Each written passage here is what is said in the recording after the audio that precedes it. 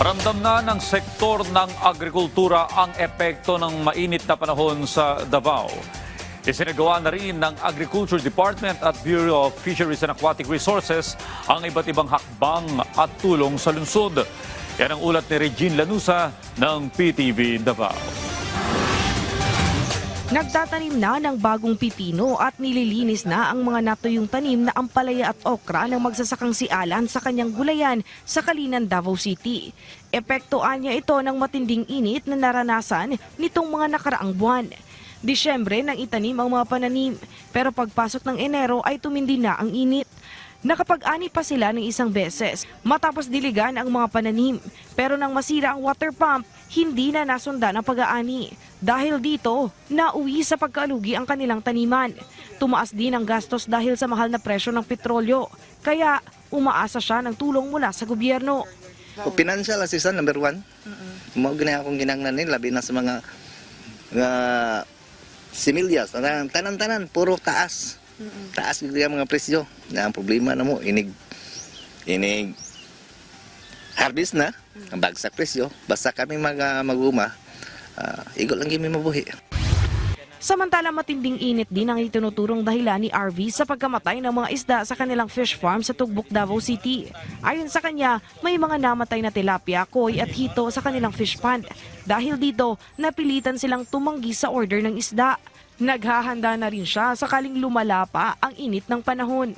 Mag-prepare na lang may samuang tupigan, samuang aeration, o most probably maglungag na lang may og kanang mga siguro aerator. Butangan na lang siguro gastuhan na mo gamay para makabawi.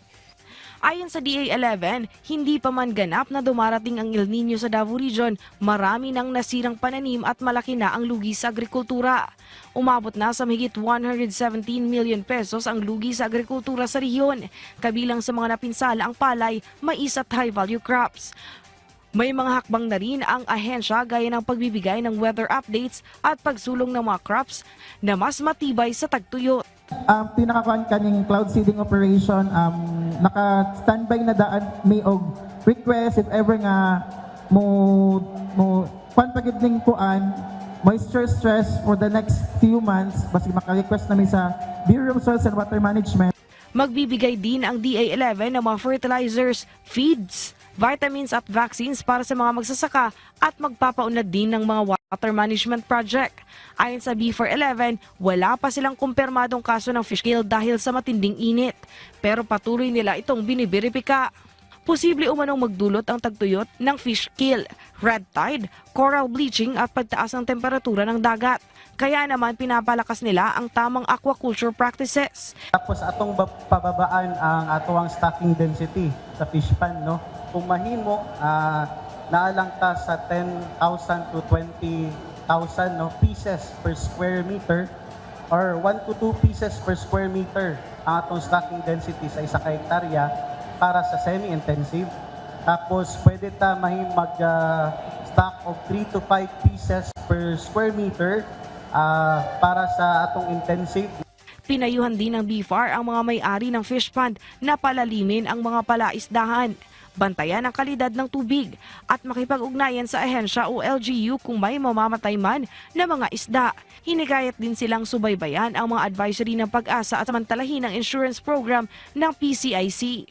Inaasahang magtatagal ang El Nino hanggang unang bahagi ng 2027, kaya puspusan ang paghahanda ng mga ahensya para masiguro ang food security ng rehiyon.